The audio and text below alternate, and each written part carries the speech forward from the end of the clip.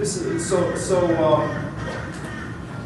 if you can imagine then as a daily diet, one day doing all cues on count 1, next day all cues on count 2, next day cues on count 3, next day on 4, and then the 5th day cues on 1, 2, 3, and 4 as you and then remembering that you can also conduct staccato, legato, and marcato styles. And just by the way of reminder, when we're doing those 3 styles, the staccato, you want to try to flick the water off the tip of the stick. And there's a point in which the tip and the stick actually stops motion. And that's a really important part of the staccato. 1, 2, 3, 4. Now I realize I'm going at a single tempo. But in this case, if we go faster, 1, 2, 3, 4, 1, 2. It's always, the tip of the stick is where the action is. Typically, you'll want to have that beat table a little bit higher than a legato because it's a smaller and lighter pattern that you're after. When you're working on legato then, my favorite analogy is to use that ping pong paddle underwater, and it's one of those magical things that as soon as you suggest it to students, they know exactly, that's all they need to know. You know, it's like you're conducting through tar, liquid tar.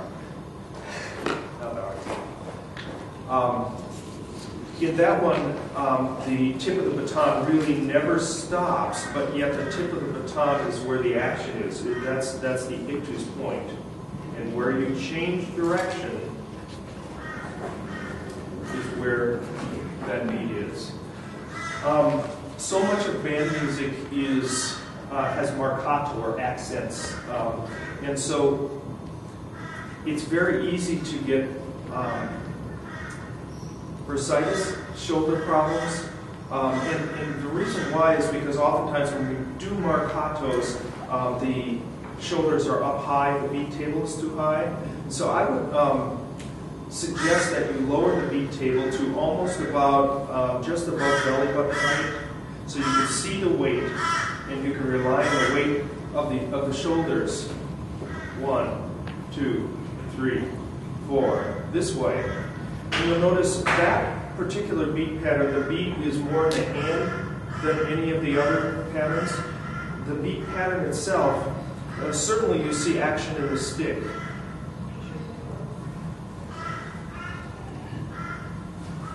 But the action really is, because you've got a lower beat table, much more in the hand than the other 2 patterns.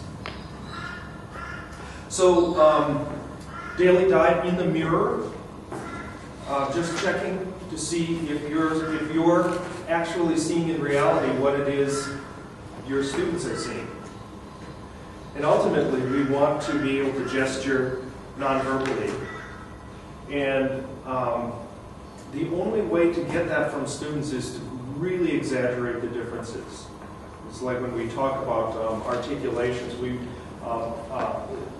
really have to take special efforts to make sure that the articulations are clear to the 35th row of the audience. And so